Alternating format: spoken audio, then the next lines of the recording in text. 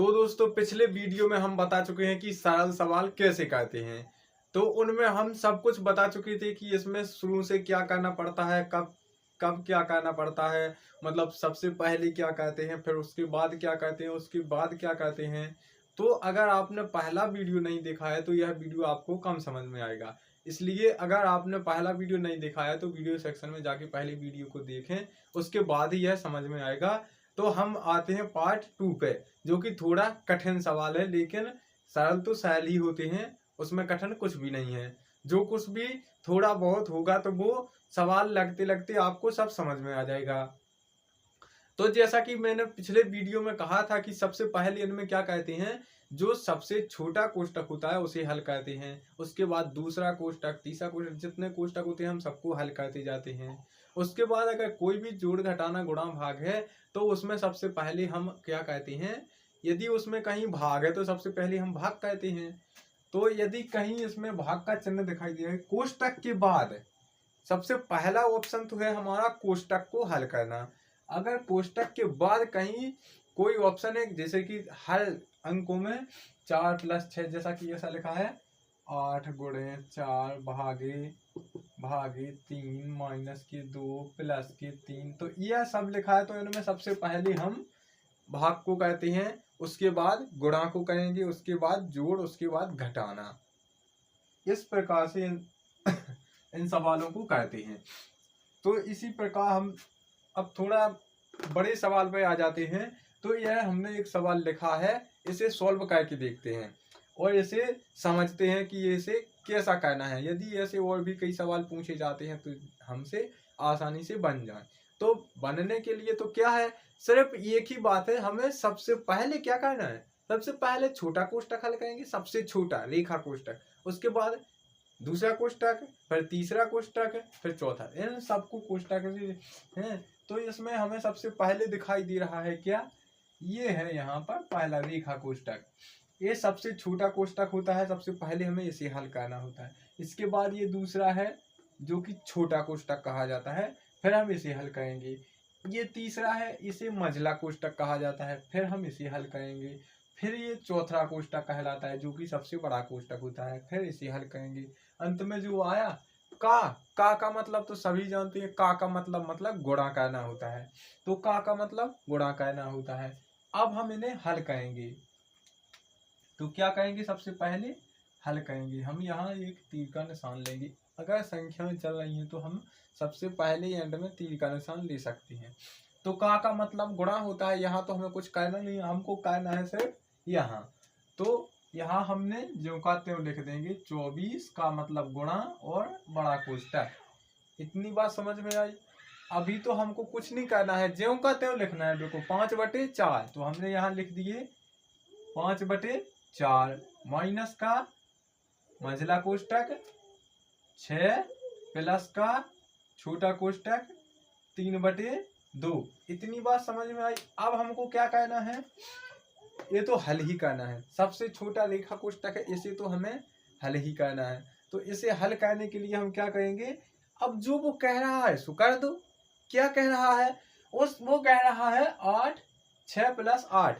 एक बात में कंफ्यूज होना बिल्कुल नहीं है। किस बात में, हमको ये 6 माइनस के दिखाई दे रहे हैं, लेकिन क्या ये सच है, क्या ये 6 सच में माइनस के हैं? नहीं भाई, इसे हम पहले अलग देख लेते हैं। जैसा कि 6 + 8, अब इनके ऊपर ये कोष्टक लगा है मान के चलो ये माइनस तो लगा है तो ठीक है, लेकिन ये कोष्टक लगा 6 + 8 के ऊपर, तो 6 अलग होगा ना। जैसे कि इतना सवाल पे ये बड़ा कोष्टक छोटा कोष्टक लगा है तो ये अलग है, इसीलिए 6 और 8 पे ये कोष्टक लगा है, तो मतलब ये ब्रैकेट में बंद है। ये बंद है तो मतलब कि ये दोनों प्लस के होंगे, वहां इस माइनस का कोई महत्व नहीं होगा। जब ये कोष्टक टूट जाएगा तो वो माइनस का चिन्ह आ जाएगा। तो बस इतनी बात समझ में आई कि इस माइनस का 6 से कोई अभी संबंध नहीं है, लेकिन जैसे ही कोष्टक टूटेगा और इनकी जो भी संख्या बनेगी उसके पहले माइनस का चिन्ह लग जाएगा। बस इतनी बात समझना है। तो कहां पर लगेगा वो हम पहले ही बता देते हैं कि 3/2, यहाँ पे वो माइनस का चिन्ह लग गया। अब जो ये संख्या है, अब दोनों क्या हो गई, प्लस की जुड़ जाएंगी। तो यहाँ क्या होगा 8 + 6 14। अब हमारा आ गया छोटा कोष्टक, मतलब ये छोटा कोष्टक कहलाता है, ये रेखा कोष्टक कहलाता है। इसके बाद कुछ नहीं करना है, जो लिखा सो लिखा। तो यहाँ 6 लिखा, मंझला कोष्टक लगा देंगे हम, फिर बड़ा कोष्टक। अब एक बात समझ में आई, एक हल हो गया। अब हम छोटे कोष्टक को हल करेंगे। सबसे पहले रेखा कोष्टक हल हो गया, अब हम छोटे कोष्टक को हल करेंगे। तो उसके लिए क्या करेंगे, फिर हम यहाँ से शुरू से चलेंगे। तो बाकी यहाँ ये सब तो कुछ नहीं करना है हमें, अभी हमें यहाँ हल करना है। तो हम इन सबको तो ज्यों का त्यों लिखेंगे, जो यहाँ लिखा है सो नीचे लिख देंगे। इन पे तो अभी हम कुछ नहीं कर सकते। तो यहाँ 24 गुणा के बड़ा कोष्टक 5/4 माइनस के तीसरा कोष्टक यानी मंझला कोष्टक 6 प्लस के, अब इसे हम सॉल्व करेंगे। तो परिमेय संख्या सॉल्व करना तो सभी को आती है। तो ये कैसा होता है एक मिनट, ये कैसा होता है, हम अब यह कोष्टक तो अब टूट जाएगा, तो यहाँ तो कोष्टक लगाने की जरूरत नहीं है। अब ये कोष्टक तो हम हल ही कर रहे हैं, तो ये टूट जाएगा। अब क्या ये 14 के बटे में हम 1 कर सकते हैं। परिमेय संख्या तो भाई समान, अगर ये इसमें 2 अंक है तो इसमें भी कर लेंगे। तो इसके बटे में क्या हम 1 कर सकते हैं भाई, आराम से कर सकते हैं, क्योंकि अगर 1 से हम 14 में भाग देंगे तो बराबर 14 बार कटेगा, उसका कोई मात नहीं होगा। 1 का भाग किसी में भी करो तो बराबर ही रहता है, इसलिए हम बटे में 1 कर सकते हैं। अब इन दोनों का एलसीएम लेंगे तो क्या आएगा 2, और अब देखो 2 का 1 में गुणा करेंगे हम तो क्या आएगा 3, मतलब इस 3 का 3 गुणा कर देंगे। इन 2 का 14 में गुणा करेंगे तो क्या आएगा 14 दूनी 28। बस इतनी बात समझना है, 14 दूनी 28। अब क्या हो गया, अब प्लस 6, जे अपने अलग थे सो अलग रहेंगे, बड़ा कोष्टक। बस यह अपन को क्रम टू क्रम समझते जाना है, सवाल अपने आप हो जाएगा। इसका यह मतलब नहीं कि सवाल लंबा जा रहा है कि नीचे, बस अपन को समझना है। अब हमें क्या करना है, परिमेय संख्या हल करना है। अब हम थोड़ा और नीचे जाते हैं, ये सामने जो लिखा है वो ज्यों का त्यों लिखा रहने दो, अभी जो हो रहा है उसे देखते जाओ आगे। मतलब जो बीच में जो चेंजिंग हो रहा है, जहां हमें सॉल्व करना है सिर्फ वहां ध्यान देना है। ये तो सारा का सारा भी ज्यों का त्यों, कुछ नहीं उसमें कर रहे हम। तो अब ये कोष्टक भी हम हल करेंगे। तो सबसे पहले तो इस कोष्टक के जो भीतर है उसे हल करते हैं।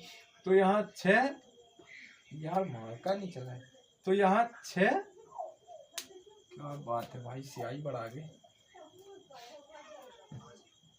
तो यहाँ कितने हो जाएंगे 6, इसे हम अभी कुछ नहीं कहेंगे, ये तो 6 है, यहाँ तो 6 रहेंगे, प्लस है तो प्लस रहेगा। अब भाई साहब 28 में से 3 घटेंगे तो कितना होगा, 28 में से 3 घटेंगे, 3 में से 28 तो घट नहीं सकते हैं, तो 28 में से ही 3 घटेंगे। तो यहाँ कितना हो जाएगा, तो यहाँ हो जाएगा माइनस के 25/2 प्लस के 6। इतनी बात समझ में आ गई, प्लस के 6 हो गए। अब हम क्या करेंगे, यह कोष्टक बंद कर देंगे।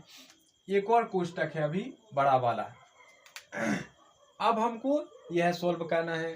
तो इसके लिए ये तो ज्यों का त्यों रहेंगे, 24 गुणे 5/4 माइनस, अब ये दोनों तरफ से सेम टू सेम हो गए। अब हम क्या करेंगे, सबसे पहले तो हम क्या कहते हैं, प्लस को प्लस जोड़ लेते हैं। सबसे पहले जो ये भी प्लस का है ये भी प्लस का है, तो इन दोनों को हम जोड़ लेंगे। तो क्या होता है, यहाँ माइनस 6 + 6 तो कितने हो गए 12, प्लस के यहाँ माइनस 25/2। इतना समझ में आ गया। सबसे पहले हमने दोनों साइड प्लस किए हैं तो हम इन्हें दोनों को जोड़ लेंगे। इसके बाद क्या होगा, अब ये माइनस के 25/2, तो ये प्लस और माइनस जब दोनों रहते हैं तो वहां क्या हो जाता है, जब प्लस और माइनस दो रहते हैं तो माइनस में बदल जाती है। अगर कहीं गुणा भाग कुछ भी अगर दो माइनस हो जाए तो वो प्लस में बदल जाती है, और अगर प्लस और माइनस रहते हैं तो वो माइनस में बदल जाती है।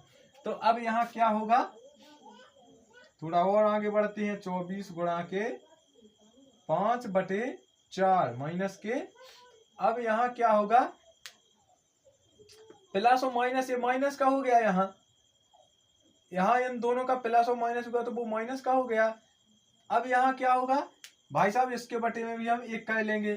अब क्या होगा, परिमेय संख्या सॉल्व कर देंगे, तो 12 दूनी 24 हो गया, कितना, 12 दूनी 24 हो गया, और ये 25 से कम 25 हो गया। तो यहाँ क्या कहेंगे, 12 दूनी 24, तो यहाँ 12 दूनी 24 लिख देंगे, और माइनस के 25 बटे में 2, बटे में तो 2 ही रहेंगे। ये हमारा बड़ा कोष्टक आ गया, छोटा कोष्टक तो तीसरा कोष्टक तो हल हो गया।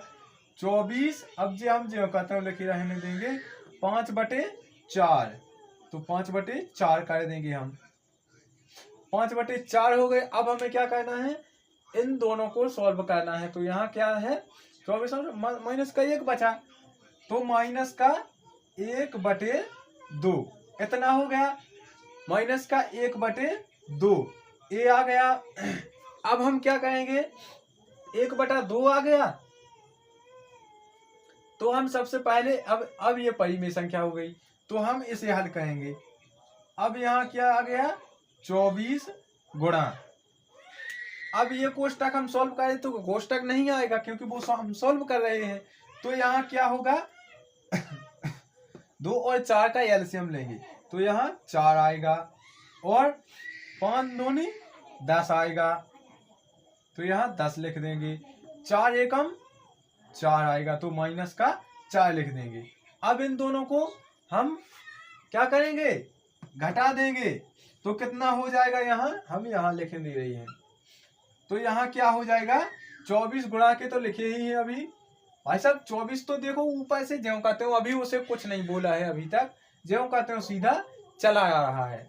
अब हम उसे क्या करेंगे, 10 में से 4 गई तो कितना बचा, यहाँ तो गुणा लगा ही है, 10 में से 4 गई तो कितने बचा, 6/4।